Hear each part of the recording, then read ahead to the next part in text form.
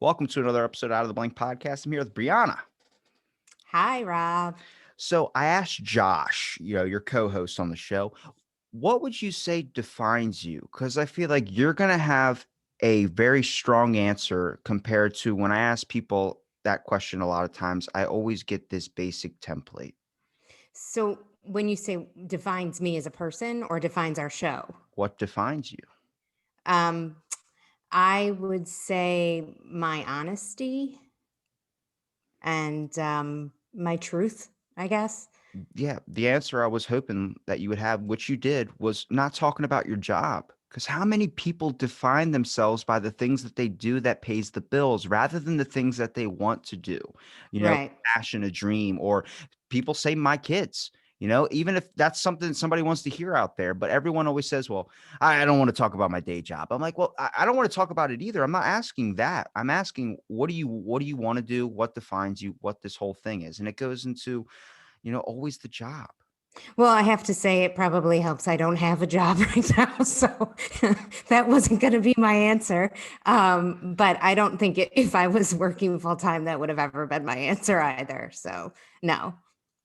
Well, I mean, even with like doing the podcast, like job lows and all that with Josh, like I was talking to him, you know, there's so much like, especially with COVID, with the pandemic, with things shutting down, it was like, you realize like it helped people open up to something they might have been neglecting for a very long time. Like, I mean, every job I had, these aren't jobs I wanted. Like, I don't see myself working at a gym for the next 50, at least I hope not.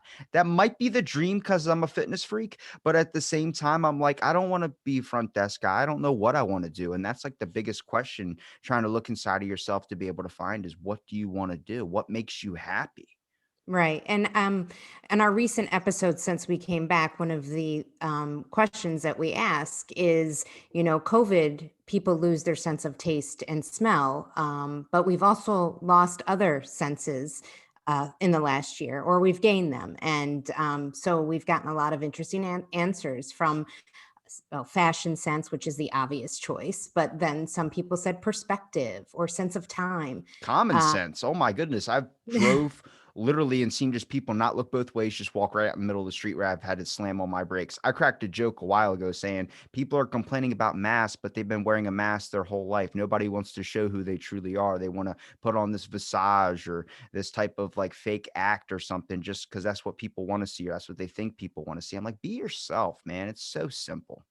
But see, but I also think that in a lot of ways, people have taken the mask off, and we've seen a lot of really bad behavior that, was hidden before. I mean, just as basic as wearing a mask to protect other people. And we've seen that, people, they're selfish, wanting to lead their lives as normal as possible and not considering fellow human beings that refusing to wear masks. It's this pretty simple thing.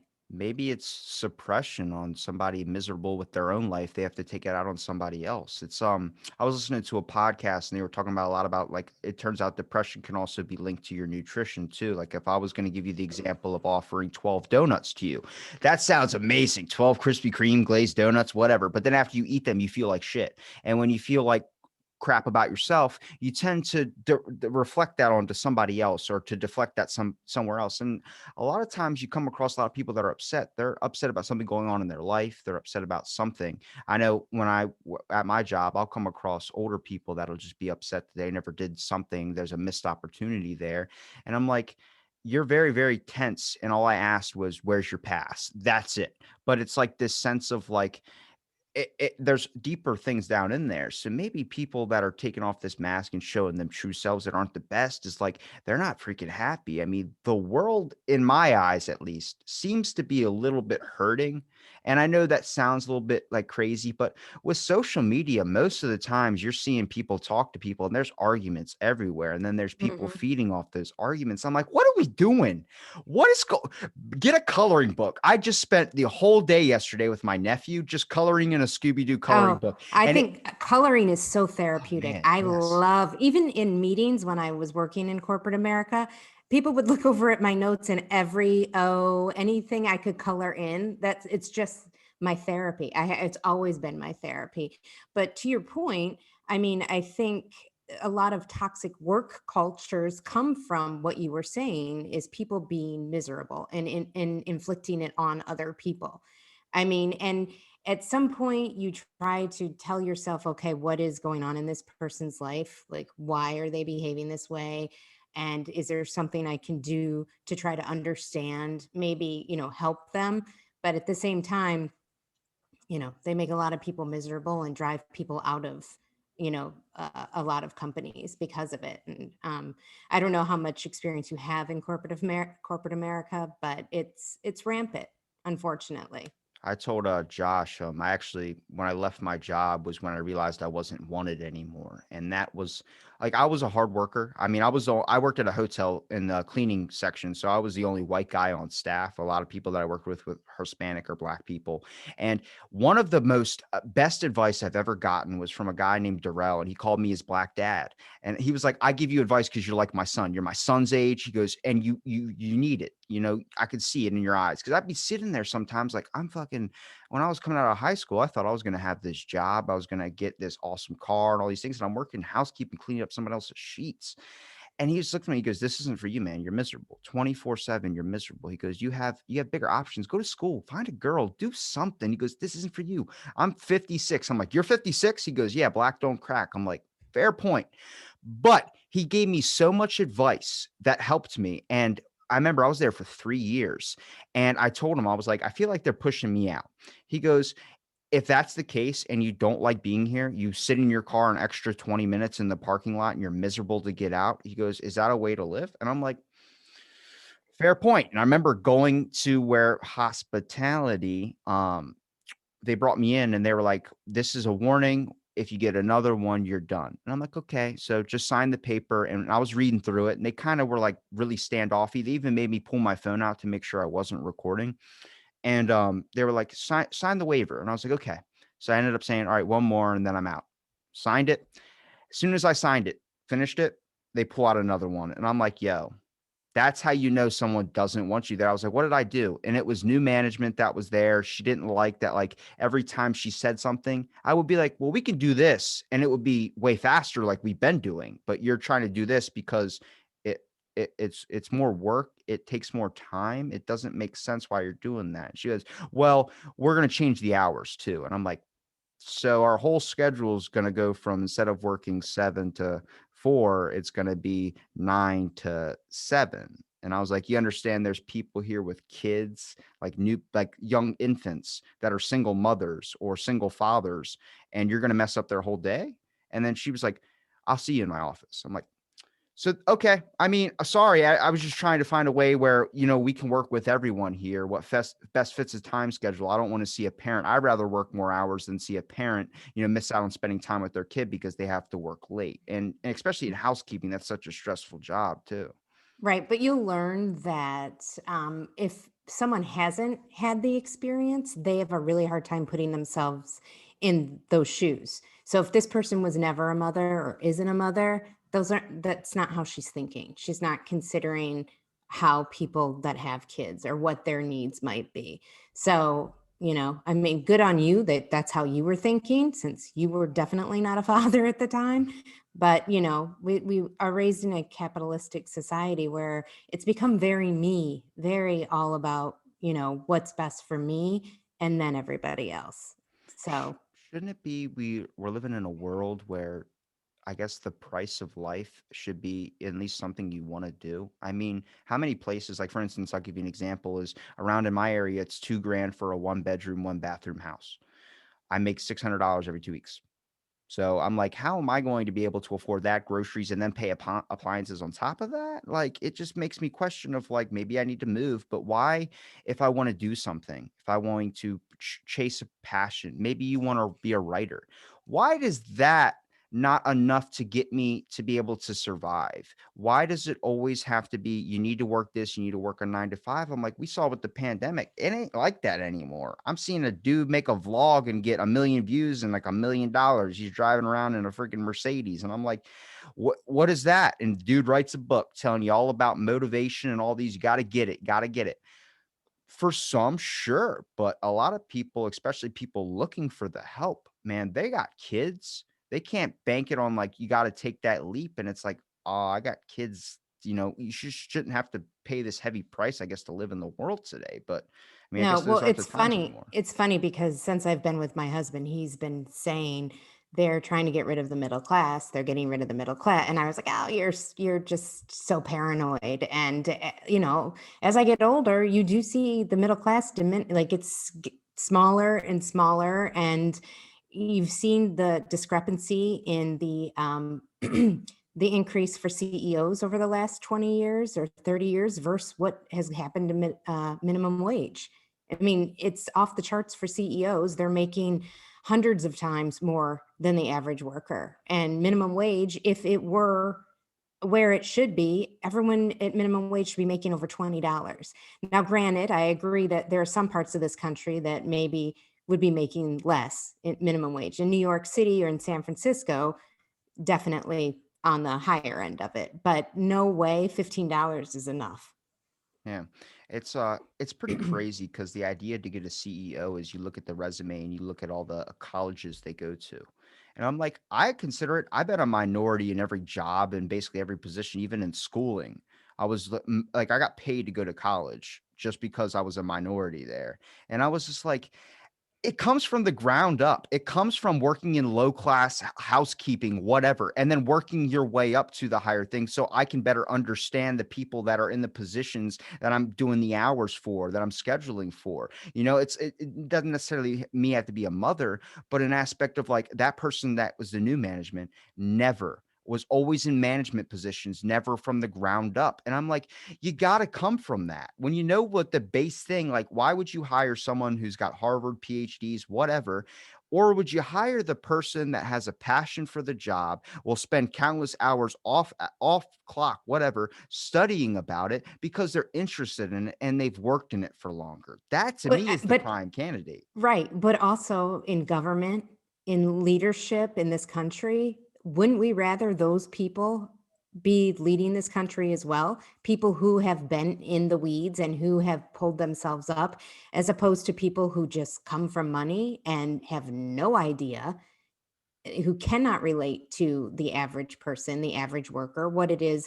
When you hear these people in Congress and in the Senate saying $15 that's insane for minimum wage. Can they live on what minimum wage is? I guarantee they cannot. What do you drive when you're leaving that meeting saying $15 is not is too much? Exactly. That's the big question. And I think that comes from, let's say, like, I talked to she's a rice researcher. She researches rice, the like production of it, the quality of it, all these things. And she's out in California, name's Whitney. And she was telling me, she was like, "Who asks the farmers what's going on?" He goes, "We ask them, we get good information from them. But what about in our office? Who's asking the people that are managing bills and all these laws that they're passing for certain companies and certain, food cultivation, whatever? Nobody's asking the people that are doing the work. No, It's just no. going one person." I'm like, you have a group of people in the office that all say yes. Where's the fucking people that say no? Where's the people? And I'm not talking about minimum wage. I'm talking about just having a different opinion, having a different perspective, having that thing that's going to make you question yourself. If you're surrounding yourself with yes men, people that agree with you and only you, that's an issue because then you're not having the other thinking. You don't have not a debate, but a thought of, I never saw it that way. I see your side. There's none of that. And I'm like, how the fuck do you expect us? We're just on a really crappy foundation. I think we need to go back to the base roots of stuff, to be honest with you. Well, I mean, then you have people like Katie Porter in California who gets in there and stands up for the working class. And even the Democrats try to shut her down because in the end, both parties are ruled by money. Let's be honest. I mean, I definitely agree with one on social issues more than the other. But at the end of the day, it's, who is paying for them, who's financing them. It makes me think It's unfortunate. it It's makes me really unfortunate. this money, man, someone posted a meme today about it. They're like, we live on a giant floating rock through space that has bills on it. It's like, well, this planet wasn't designed for you to have bills. Didn't start out that way. That was made by us. And I look at it like, yeah, but we can't just live in a hippy dippy world as well either. But the fact is that when money is really involved into the argument, people become corrupted. It's really, really like every decision that gets made, there's money behind it. What's going into your pocket? Robin Williams had an old joke of imagine if politicians had like on NASCAR, they had the sponsors on their jacket. So it's a big, oh, cigarette company. Okay, makes sense.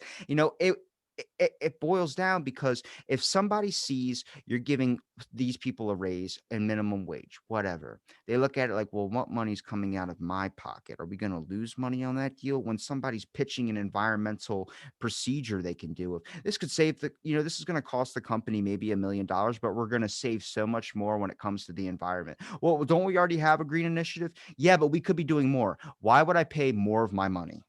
Well, the unfortunate thing is too, they have just they have for years ruled by having the masses fighting amongst each other.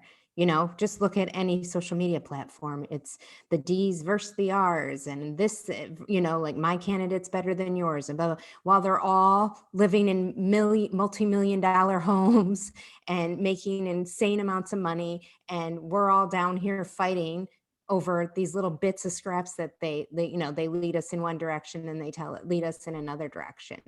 I mean, I don't know. It's not good. I'm trying to think because, like, I'm not a parent. Probably not going to be for a while, but I'm looking at it like 10 years from now, even 5 years ago, 5 years before that, 10, 15, 20, as far as you go back, it just keeps changing so drastically and rapidly where it's like now the price of living is so damn high. It's like, I know people will adapt, future generations will adapt, but even sit with my little nephew, I was like, fuck, like, what is the world going to be like for you 10 years from now, 15 years from now when you join? I'm not optimistic about it unless there's a change in things. Well, it's funny because I grew up in the 80s. I went to college in the early 90s, and I worked a minimum wage job when I was in high school. I made like 3.25 an hour. Okay. But when I went to college, my mom paid a third, my dad paid a third, and I paid a third. And I was able to do that because college was a third of the cost back then that it is now. I went to Ohio University. It was a state school. I think it was like $7,000 a year. That school now is 21,000. Okay. And minimum wage from 325 is what is it? $10 maybe? It didn't go up three times what I was making. So it's ridiculous because the people who are mainly complaining that we can't go raise the minimum wage are the people who benefited back in the day when their kids could work and help pay for college, and now kids work and they can barely pay for their books. I know, I think much like a lot of people that I've talked to, and probably that you've probably talked to too, I think the biggest fear in our minds is what's the future going to hold when it comes to paying my bills if I leave my job or if I do this. And I'm like, man, just that thought going into your head is the scariest thing to me is like, why? Like, I mean, I'll have nights where I drive around and I'm just like, what's the answer? Where am I going to go? Where's the road? Where's that thing I'm supposed to dive towards? Which I feel like a lot of people, hopefully you find it, but a lot of people usually don't because they just stay complacent into something. And I'm like, man, that question in your head is such a ruiner. It just, yeah, you never want to struggle. I remembered nights I would pull open the oven door, turn it on, and then that would heat the house and everything like that. Some people don't know what that's like, but No. it's a sense of like, you don't want to struggle like that. You want to find what you want to do, but it also shouldn't be so costly to where you can't pursue what you want to do because you have to pay for a home. You have to pay for food. You should be able to pursue what you want to do and make enough money to where you don't ever lose that dream, that ambition for something, because that just kills you and makes you a mindless worker. Well, let's be honest, the ultimate hold that this corporate America has, or what the whole system has on us in the US, is you need health insurance. And how are you going to get health insurance? You have to have a job. I know when I moved to New York City when I was 22 years old, I had to have a job. I didn't have time to think about anything. I needed health insurance because back then you couldn't be on your parents' health insurance till you're 26 or whatever it is now. So, I took the first job I could get, and it was like as a receptionist at the corporate offices of Barnes and Noble. And I wasn't happy, but it was a job and I had health insurance. So you know What is a dream that you might have had that you probably put on hold if you had one? I went to school for broadcast journalism. I have always enjoyed talking to people. I'm one of those people, one of my oldest friends in New York City I met on the subway. I talk to everybody. I get everyone's stories. I prefer to be the person asking questions than to be the person being asked questions. Um, but as I said, I'm from Ohio and I visited New York City when I was in college and I immediately fell in love with the city. And when I graduated, I knew that I either had to go work in a small town. One of my fellow students at Ohio University, who I studied journalism with, went to a small town in West Virginia. And I knew there was no way I would ever be happy doing something like that. So I moved to New York City and it was all about just living where I wanted to be and not necessarily pursuing the dream of being in broadcast anymore. And so, and I have no regrets. I really don't. I've loved every minute that I have been here. I met my husband here. I have an amazing, beautiful daughter. And I've had some great career opportunities. It's, unfortunately the last few years have been difficult. And I'm trying to figure out what's next for me. And that's not always easy when you're a woman who is in the middle of her life. I can't go buy a sports car like men, often do when they have their midlife moments. But I have a very supportive team here, and I enjoy doing the podcast with Josh, and it allows me the opportunity to have that broadcast career that I, always wanted. So, did What I answer your question? I'm Yeah. sorry. Well, yeah, you did, but, what you said about, you had your friends, your family that is with you, it makes me think of, like, I ask this question, it's like, what would you consider priceless and what would you consider worthless? And a lot of people would always toss out an object like a car or toss out something like that. I'm like, man, I'm so happy that my perspective has changed from when I was 16 about it. If you would have asked me what's a priceless object? I'm like a 1969 Chevy Impala. And I'm like, fucking, wouldn't even know how to drive that properly. I would grind the gears and it all. But now I look at it, I'm like, man, the moments. Because even just yesterday, I mean, playing with my nephew, he's like, "Where's the yellow crayon?" I'm like, "You ate the yellow crayon." Like, what? Like, it goes. You really realize that like the people around you, the people, the support that we look for, and sadly, it gets looked through for social media a little bit more nowadays, which I consider that's false positivity, that's false community most of the time. A lot of times, you post up something, you get a like, you get 2 likes. Next day, you get 3 likes. Then the next day, it builds up to 7 likes. And then you post again, and then it's 2 likes. And then you delete that post because you're like, do people still care about me? And I'm like, the, where's the people you communicate? The ones that will call, you can call on the phone if you just lost a job. Those Mhm. guys, where are those Well, people? I'll tell you, as you get older, those people become far and few between. I mean, it's sad. And my stepmother always told me, you're lucky if you have 3 good friends in your life. And I can honestly say I 100% stand by that statement. It is, you change and, I moved away. And so a lot of the people I grew up with, we have different opinions on politics and life, and it gets blurry. And but the thing about materialism is, I think it's really freeing when you realize that stuff isn't important. And I think a lot of people during the pandemic have come to the realization, because I mean, as I said, you lose a lot of people have lost their sense of fashion and realize, like, is it really important that I have a $500 sweater or a $15,000 handbag? In the end, when you're locked in your two house, bucks from a thrift store. yeah, but really, throughout this pandemic, I have been the richest woman because I was locked in a house with 2 people who I love and adore, and I was so grateful that I made the choices that I made, and that they're the people in my life. Yeah, maybe I can't afford much, right now because I don't have a job, but none of that really matters as long as those 2 people are healthy. So, I mean, and I'm a little nervous about going back to any sort of normalcy because I don't want to see my daughter less. I love all the time that I've had with her. It's been incredible. Do you think, because a lot of people talk about like this is the new normal, I look at it like would it go it seems like the system is designed to kind of put you back, and I think that's what you're talking about, like, if you go back to work, you're not gonna have those countless hours, you're not gonna have that time spent because 'cause you'll be working, you'll be doing this, and it's like, do you wanna lose that? Like, like, we didn't really shut down. I think we shut down for probably a month, and then we're a beach town, tourist town, so it's kinda, like, close to Florida. It's like, open back up.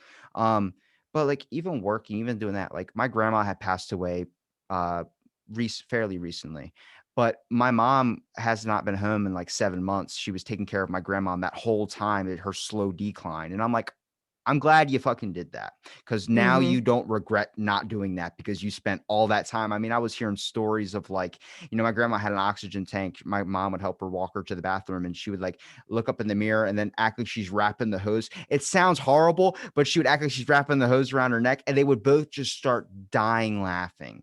And I'm like, I've never even heard you laugh like that. And it's just like, Mm. I'm so glad that, like, that they were able to have that. And that's stuff, memories you're hearing from a lot of people that talk about, like, what'd you enjoy about the pandemic? People are like, I spent time with my family. I chased down something I never even thought I had the time to do because I was always working all the time. And it's like, there you go.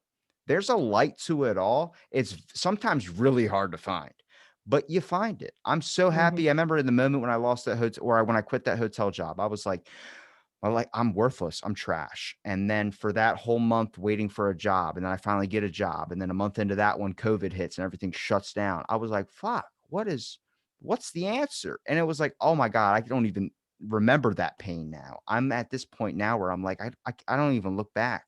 And for a lot of people, especially losing a job or quitting a job, that feeling of like, I'm nothing, or what am I gonna do next? That fear of that step, I'm like, "Man, you're not gonna remember that a week from now, 2 weeks from now, 3 weeks from now, however long it takes, that pain that you're experiencing that is so much right now is not gonna stay with you for the rest of your life." No. And, we just interviewed a woman who has like two master's degrees, and she's been laid off more than once. I mean, it happens to everybody, and it doesn't matter how educated you are or how good you are at your job, and you cannot let it impact yourself too much mentally and physically. I've certainly gone down some dark paths and pulled myself back out. And you just have to keep going. You do. And the one thing I can say, I truly listen to the stories about people on their deathbeds that are asked if you could go, like, what would you change? And there's the story of the guy in advertising. He would have spent more time with his family. He would, I listen to those. I heed the advice, I refuse to change who I am as a person to fit, into an environment that is not, healthy. And, I've heard in a number of places I've worked, well, that's what we did when we were coming up the ladder, so that's what they should do. I don't believe in that. If it was bad when you did it, change it. Don't just make other people suffer because you did. I tried to be a different kind of boss than the bosses that I had because, I wasn't always happy, and always wanted to, I wanted people to not dread coming to work. I wanted them to like look forward to it as much as they possibly could.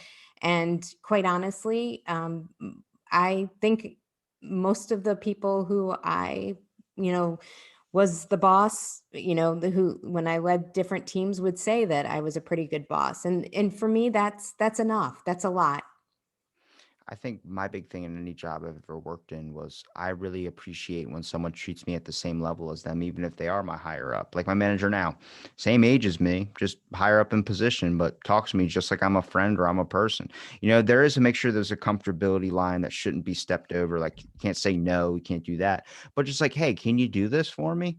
Is way better than do this. It's like as soon as that, I don't know if it's my problem with authority. I've talked to 735 people. If somebody hits me with a talking down to me like they have their degrees mean so much more, I'm like, you have degrees in that field, yes, but I can take you out of that field in another thing, and then you know just as much as me. I just love this. We're all here on this earth sharing it together.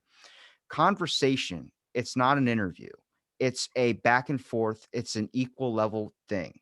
If I wanted to ask specific questions, I'd have a list in front of me, but I'm going off the top of my head because we're people and people are meant to have conversations. We're meant to learn from each other, just like hearing stories about people on their deathbed. You're pulling out information. I remember I did volunteered at a service home or a retirement home. It was service learning for school. So I'm not the good hearted person you're thinking by me just taking my free time out and do that. It was mandatory.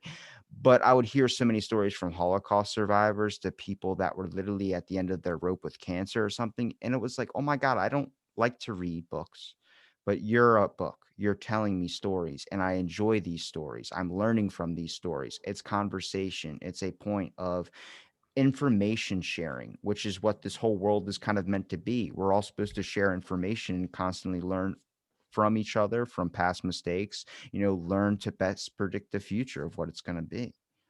Well, and I think to what you're saying, it's about respect. I walk in a door, I respect every single person in the building, from the people who clean the floors to the people who are running it at the top. I don't treat anyone any differently. And that's the problem. Not everyone views people that way, you know? And so until that we reach a level of respect where you don't judge someone based on their socioeconomic situation, it's not going to change. And unfortunately, that's this country. It's all about, what do you do? AKA, how much money do you make? So, Everyone would give that answer, not enough. I'm like, yeah, well, what's enough? I feel mhm. like even with money, it's very corrupting, but I think it's just the color too. It's green. Green means go. Green means accept. Green means this. Green means that. It means We're envy. Yeah, but we're at least in the States is one of the we a lot of people here don't save their money. And it's because I think it's green. And a lot of other countries like Canada or like other places, they have different colored money and they kind of tend to hold on to it a little bit more. At least not be so frugal with it, like a lot, or not frugal. So I guess tossing it out the window, I'd say, when it comes to the states, and that's just everything's got to be spend, spend, spend. And I'm like, that's the color of the money has to play an effect there. I mean, everything's telling you to go means green, and our money is green, and I'm like, But at the it's same weird. time, it's so people see money less and less. It's all just so transactional in, like, from your credit card, it's direct It's a deposit. digit. Yeah, like, I mean, people really don't even handle money anymore. But I have to say, my mom was extremely frugal, and it rubbed off on me. And that is how, when I lose my job, we're able to survive because my husband, neither of us are materialistic. I don't need the nicest television. I don't need the newest cell phone, and I don't need a $1,500 handbag. That's just not how I am. So, I, and I I was the think same way for my grandma. She taught me save all my money. I've saved every penny I've ever made. I mean, $2 shirts, whatever. This mic and stuff. When I got this was a Christmas present. I was like, thanks. And they're like, you're not stoked. And I'm like, I was fine with my other setup too. It was a $10 microphone. I was like, yeah, you can have the nicest things. You can have all this type of stuff, but are you happy? Are you Well are you well, doing and that? that they say the reason people who make a ton of money aren't ever happy is because they always want more. And it's that need, all the constant need for more, more, more. Like, when is it enough, you know? When I have four Bugattis. Yeah, I mean, I don't know. It's sad. It really is. I mean, I don't know how people like Elon Musk can have all that money and know about all the people in this country who are starving and out of jobs, and the potential for all these small businesses to go under because of the pandemic. Like, I don't know. I would never be able to live knowing that I had just all this money sitting there, and I need another house. I need another, like you said, 4 cars. I mean, really? Johnny Depp, man, 30, what is it, 38 houses he owns, and he only uses one of them. And it's just like, because he can. And I'm like, I get it. If you got the money, go ahead and do it. But at the same time, like, you don't have to care about everyone in the world to make sure everyone has money. But at the same time, there's things you could be doing to help out the world a little bit when it comes to maybe fixing some things that have some serious issues. If I had $1 billion, I might blow 100 grand of it on dumb stuff like a nice house or a small home. I like a small, like little log cabin somewhere where it's just Mhm. one bedroom and then one bed. That's dream to me. Um, but I would fund it, give it to a charity that probably never gets donations for colorblind people of red that can't see the color red. It's a random ass charity, but I bet you nobody donates to them. And it's like just doing something small, little things, starting a company or making a better way to make this earth more sustainable when it comes to energy usage. There was a wind turbine that was just created. It looks god awful. It literally looks like a vibrating, like, I don't want to say tampon, but that's what it looks like. But it goes back and forth, and you're looking at it, you're like, that's really weird. But the reason behind it is it's no turbines or propellers, so it's not going to kill as many birds. And I'm like, fucking small shit like that, very small things where you wouldn't even think about someone's thought of. And I'm like, that's ways you can fund to make the world a better place. Right. Simple stuff like that, not having to give everybody $1 billion. Well, how about that people don't have to rely on GoFundMe to pay their medical bills? Or did you see Kylie Jenner posted her makeup artist got into a car accident and needed $60,000 to pay for emergency surgery or something, and she gave him 5,000 and then put his GoFundMe up for people to donate. Now, for Kylie Jenner to pay $60,000 is like if I had given that person 60 cents, literally. I mean, it's so gross that it even would need to be said. I mean, really, $60,000. That is not even. You don't even. She buys her toddler handbags that cost 15,000 or something insane. It's just it's mind boggling to me. It's mind boggling. But Maybe I that's guess that's why I will never have that kind of money I th because I think it's also a process of the brain. I mean, imagine she looks at that like that's someone that still helped her out and gave her plastic surgery, whatever, but it's not going towards her anymore. It's now going towards another person that she's not gonna benefit anything from that besides maybe helping somebody's life and karmically be good. Our idea of worth, karma, worth, or whatever inside of us, inner self peace, whatever makes you happy, that whatever that thing is not as high up as the dollar. And I'm like, damn, like that's where I understand looking inside yourself to try and find the answer of things, because you need to find out, like, even for me, like I'll donate something to charity, but I hate it when they ring the bell. Why are you ringing the bell? Well, we got to let people know you donated. It's what, 2 cents off my dollar thing that you put in there, and you're gonna ring the bell so everybody thinks here I'm a big spender and they all clap for me for appraisal. Some people will do that just so people see that they donated. I'm like, that is so corrupting in my Yeah, eyes. but you have to also think the reason they are doing it is because they know it will play into other people's egos, and they'll be like, "Oh, so I will donate," and then they'll ring the bell for me. So it goes both ways. They're going to make money off of people's egos, so that's why they do it. I So don't like being appraised for doing a good act in my no, mind. and I well, that's why a lot of times they say you can be anonymous. Like if you donate, you can be anonymous or you can put your name. So I mean, I always feel like if I won the lottery or came into a bunch of money, I would just want to like find people who need money for like their child's surgery or and just like be able to give it to them. I nothing makes me happier, and I am not here to pretend that I am some saint because I am not, but nothing makes me happier than to see other people happy. Like I'm one of those schmoes that like I cry at every video where people are reunited. Like I am like a sucker for all of those. So if I had the kind of money that those people do, I would want to like be able to make people happy or help them in some way. I kind of want to pick your brain on the journalism aspect of things. If I was going to give you maybe two events or two cases, one where it was like you get to talk about like the world's largest goat or something, you get to talk to or record to, or would Does you a rather? goat eat tacos? That's a good gift, man. I'll put that in the link of this description. Let me tell you something. I saw that. I was like, the longer you stare, the funnier it gets. Um, or if I gave you the option of being able to talk to someone who's looking for justice for something else, which one would be more enticing for you? The largest goat or someone looking for justice? Those Yeah. are my two. Well, someone looking for justice. Because you're helping somebody, you're benefiting somebody rather than just getting a number one story that might actually get more attention because it is a goat and people love cute animals.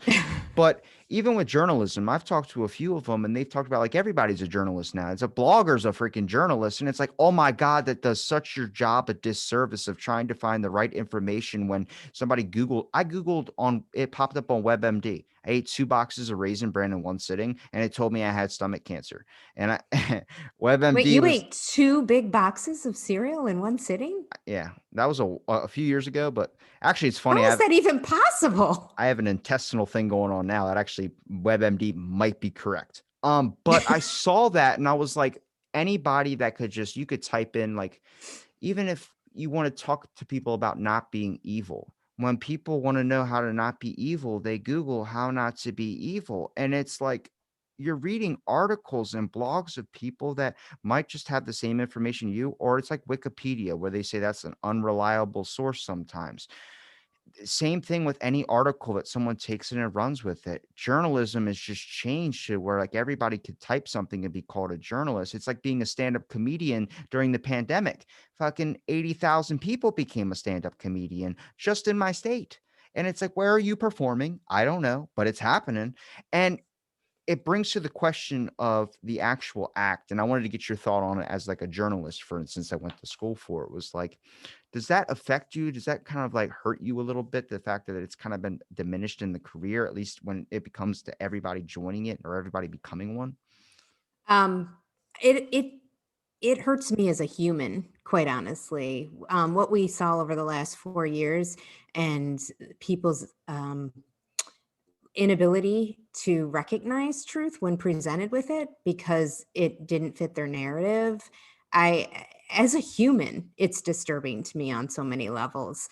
And, obviously, as a journalist, and having been taught the proper way to tell a story, yes, it's sad, but the problem is from both sides there's truth. And um, for many years the news that we've been receiving has become more and more corporate owned, and it certainly has slanted in people's favor and not always the most factual or the most truthful.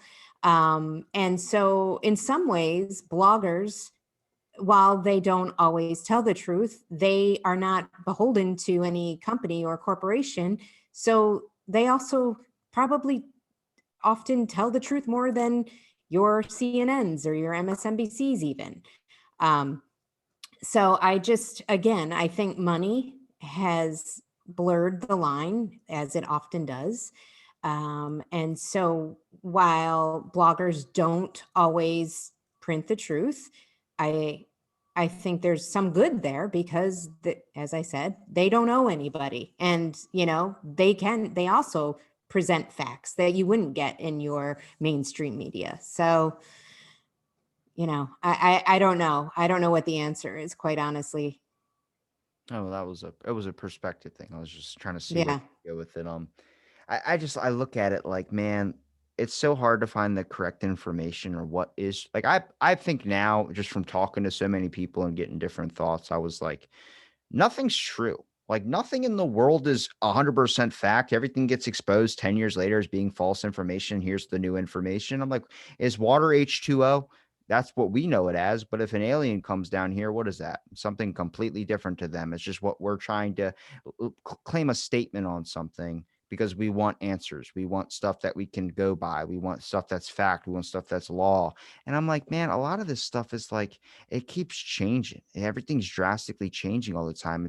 We're growing up in a completely different world than people grew up 100 years ago, 10, 15, whatever. It's changing. And I'm like, instead of trying to always be right, can we just understand the other point of view? And that comes with anything. I wasn't pro Trump and I wasn't pro Biden, but as much as I'll crap on Trump or as much as I'll crap on Biden, they have goods and they have bads as well too. The reason I didn't vote was I didn't want to pick the lesser of two evils in this situation. But everyone that was pro Biden is now turned on him like a fucking snake that bites your own hand. And I'm like, you understand like we're all so trying to find conflict when necessarily it's there, but you kind of cause it in the first place too. And it's like same thing with Google, for instance. When Australia banned Google, they figured out Google had paid partnerships and was hiding a lot of content from a lot of people that will Google things. So they're You mean just Facebook? The no, no, Facebook? no. They banned Google first, then it's Oh, okay. Facebook.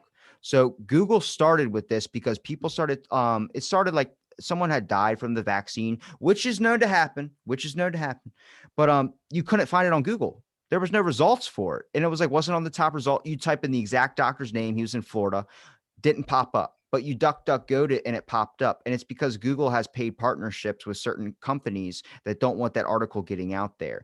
So Uh-huh. that then it like leaked into Facebook too. Facebook was hiding things such as Twitter did during the Biden laptop scenario when that came out. Twitter Mhm. would not let you see recent hashtags that dealt with that. Neither would Instagram. And that's because the person that owns that company was pro in that particular presidential candidate. And I'm like, I get it because it is your technically private owned company. But Mhm. the eyes of the public have been brainwashed into thinking this is like news. This is like the main information hub. Same thing with Fox News. Whenever they get in trouble, they, in a lawsuit, they go, we're entertainment. And Yes. I'm like, Mhm. No. Well, here's the thing. I voted for Biden because for me, social issues are the reason that I vote the way I vote. yeah, We're still voting for the woman protection against violence. yeah. I mean, really, this is still this. We still have to talk about this. So I voted for him, but I will still hold his feet to the fire when he doesn't do what he says he's going to do. Or, you know what I'm saying? I don't think, and I think that on the other side, people just got in line and he did no wrong. And you can't have that. You cannot have, that, oh, I voted for this person and he's perfect. Whatever he says is no, you have to hold people accountable.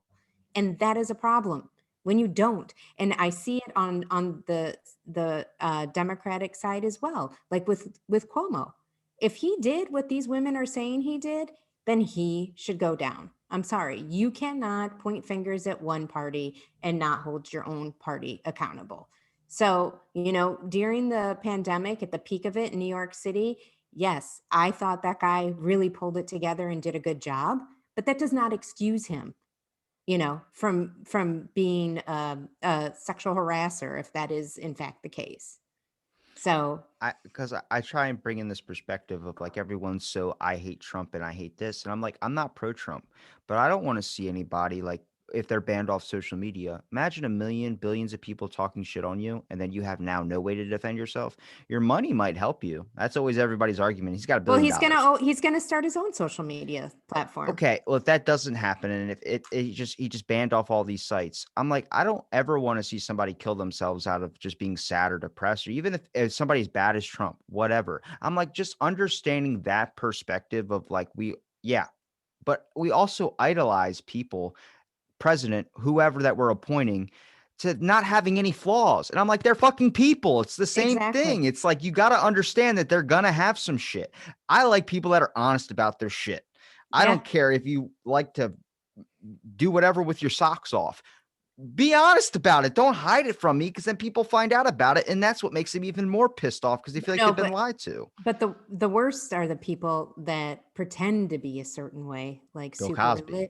or yeah, yeah. Like, I mean, he would shame young black men for not being good fathers and all these things. Meanwhile, what he was doing was completely awful. But there are a lot of people that pretend to be really good religious folk, and then this truth comes out, and that's my thing. Like, don't Yeah. pretend to be something. And certainly when they pretend to be something and they vote against, say, gay rights, and meanwhile they get caught doing things in line with what they vote against. Like, the hypocrisy anymore is it's through the roof. And This might be a dumb question, but do you know who Patrice O'Neill is?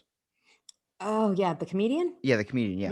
Yeah. He Hmm. had a thing. He said, if a comedian says something and it makes you laugh, It's meant to make you laugh. And if it says something that makes you angry, it's coming from the same place. He's trying to make you laugh. He's trying to make you feel something. He doesn't want you to no person is open about being evil. It's the people that aren't open about it that are the evil ones, that the ones that have something about them. And that's why I have a theory about Mr. Rogers, because I'm like, hey, fucking No, don't talk bad about Mr. come Rogers. on, We think share about it. we share a birthday actually, me and Mr. Rogers. I Good know. people. And the other Good day, people. everybody was posting picture. Oh, happy late birthday! But everybody was Thank you. posting pictures about it, and I was like, "You don't know. You don't know. There's evil behind those I eyes. He don't I only cared don't about his neighborhood." I don't want to know because there has to be someone. There really has to be someone I because believe that makes people aspire to be that someone. You know, uh, recently on Twitter, I think not even recently, like a month ago or so, people were saying Helen Keller didn't exist. yeah, And I I was heard like, I stuff. get it, because imagine you tell a bunch of kids there was this person that had all these things wrong with them and they still accomplished success. That's a great Hercules story. But there were pictures of her being taken, and people were like, now she's taking pictures with Hitler. I'm like, that's Charlie fucking Chaplin. What is happening? This is where I get Yeah. scared. Yeah. No. Well, and as the deep fake stuff gets worse and worse, I mean, that's the stuff that I don't want my kid growing up dealing with. That's Like just that's some scary shit. it's so, and I'm there's an app I want you to download it. It's you can delete it right afterwards, but it's called Wombo. Have you ever heard of this app? I don't think so. I don't There's a know. picture of me at a Christmas party from 6 years ago. It takes your face and it makes you sing a song, and it moves your head. It moves every People were doing that with dead people. I Oh saw my that. Yeah. god. I That saw that. that is scary shit. That's where I was Yeah. like, I don't like that. That's a bad way with technology. If that's what we can do off a simple free app, what can they do in anything? Yeah. No, I don't know. These 3D printers, all this stuff. It's terrifying. It's really terrifying. I'll just keep watching Marvel movies and hope that at some point we get, a Thor or Wonder Woman. I like DC Wonder Woman. Okay. So. Did you like Wonder Woman 84? No, no, I was really, really upset with because I loved the first Wonder Woman. It was fantastic. I like cried watching it. It was so good. It was just she was so powerful and she was compassionate. And you don't get that a lot of times from superheroes because they're so masculine, and God forbid a masculine character is ever emotional. But the 1984, it was no. Every movie I love, people hate. Do you like Green Lantern? I never saw it because I've heard so Okay. many bad things. I never Why? watched it. Why? We started watching the Justice League, but we only got halfway through It's a because it's 4-hour 4 movie. hours. Yeah. Yeah, yeah, yeah. I mean, it's just like Joss Whedon. Like I loved Buffy. Buffy was fantastic. And it was pro woman, the strong woman, and here behind the scenes the guy was a complete douchebag, a total awful human being. And it's like, really? Again, no one can just be good? Yeah, see, it goes back to what we were saying about the like with the gender violence thing too. It's like I saw something say not all men and then not all this stuff, and I'm like, I don't understand why are we doing this? Why isn't everyone at this? Like, it just happened recently on TV. Was that you saw two gay couple in a commercial, and I was like, it took this fucking long to get and it's gonna get Yeah. me angry because I'm like, why the fuck is it taking like, why is everything 10 years behind or everything's like this? I'm like, we all like, I think everyone's equal. Like, I treat everybody the exact same. I don't like it when a power force tries to act like they know better than me. And that is where I kind of come at fault with some feminists because they act like I'm stupid. And I'm like, I'm not. I'm trying to hear you out. But at the same time, like I've been harassed at work, sexually harassed. I've been abused, whatever. Well, I and but can that's relate. but that's the thing when you have experienced it and you understand, but for most men, they don't understand that like the minute I get up in the morning, I dress a certain way because of, because I don't want to be looked at, you know what I'm saying? Like women go through, it's like an entire process. When we walk out on the street, like making sure we're paying attention, it's a whole thing that unless you experience it, you have no idea. And there are allies and men that when they see things that are posted, get in line and understand and support. And then there are also the men that immediately take offense and think you're talking to them. And it's like, no, just if you see it happening, help a girl out, you know? And I think it would go far. We did a show with Cindy Gallup, who was an amazing woman who was like a CEO in advertising and launched Make Love Not Porn, which is real sex. People actually like film themselves having sex and it's on this platform. And her whole thing is you, porn is showing the wrong kind of sex. And that is what kids grow up on. And they don't understand consent because it's never taught and it's never talked about. And it could go far, like change the conversation. But I think in this country, it's so like puritanical or what, It also, it's when you see porn, can affect you too. Like for right. some kids, like I heard Jim Brewer talk about it. He goes, when I saw porn when I was young, he goes, scared the hell out of me to have sex. I was like, yeah, that's kind of my experience. I went to a health class and she was supposed to, we signed a paper in the beginning saying we're going to see all these things like what a vagina is, what is this, what is that. She just showed on the last day a bunch of pictures of blue waffles and all these horrible things. And then she was like, guys, it's lower than you think. And that's the only good advice she's given me. But everything was so scarring where I'm like, how do you, you're not teaching it properly. You're not doing this. Where's the actual time spent on this? You have us playing on the computer on a fucking computer game site while you're over there calling your husband instead of teaching the class. I'm like, you're teaching, education's failing. Kids have to go research it on their own. They come across an OnlyFans and they come across this type of thing. But I also see another perspective because I've talked to a brothel keeper, which is legal in Australia, and they enjoy it for the love of the craft. They love the passion. They love all this type of stuff. So I get that perspective too. But it's like, I also think it's people's aspect of we need to have conversations. We need to Yes. talk to more people than the people that we like and we know Well, that we're going to it enjoy. needs to start in your house, Yeah. and parents are often too embarrassed and they don't want to talk about it. I mean, honestly, like given the sex abuse, like what we know statistically of what how we're who abuses children. I mean, it's people that you know. I mean, since my child was young, I have talked to her about all of this.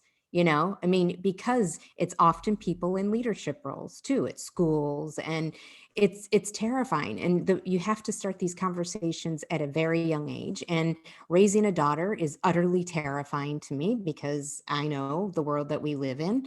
And I hope as more women get leadership positions and are in the room where it happens, things can change and be better. Because believe me, throughout my career, I have had more than one man behave inappropriately with me. And unfortunately, I didn't get any big payoff. So, it's I'm so happy I have like I like to think of myself as having like a nice energy about me. Mostly because like I work with people that are like, why the hell did you just say that? And I'm like, exactly how I am on air, I'm off air. This is just me 100%. I don't care who you are, if I'm physically attracted to you or not. I'm gonna treat you exactly whatever pops in my mind. I'm gonna say something like, hey, did you know ladybugs have spots on them because it is from an old, and I'll just go down to a rabbit hole where they're like, I asked you what you want. It's you're at a restaurant, order or get out. I'm like, all right. yeah, no, I would much rather spend time with someone that tells me about ladybugs than someone that, is just all business and doesn't. I mean, it comes down to a grand scheme of things, either when it comes with race, when it comes with gender, we're all fucking human beings. And the fact that, like, I get it.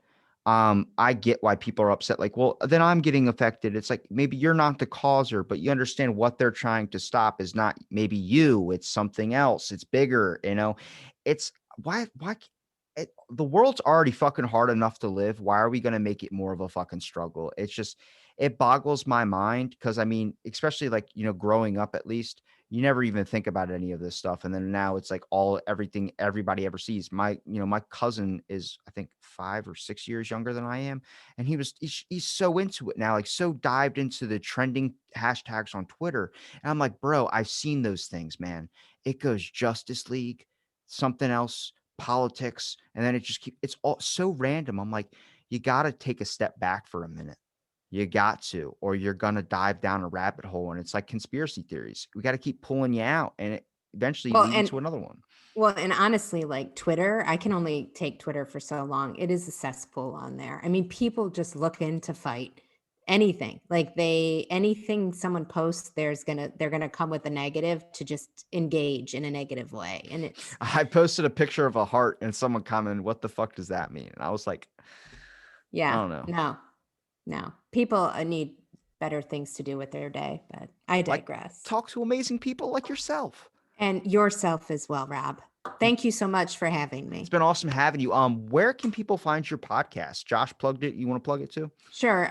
We're at jobsblow.com, and on Instagram and Facebook, we're at Jobsblow Podcast. And And actually, we're at jobsblowpodcast.com. any personal shout outs about yourself, maybe your own personal stuff, or just anybody you want to give a recommendation to go check out?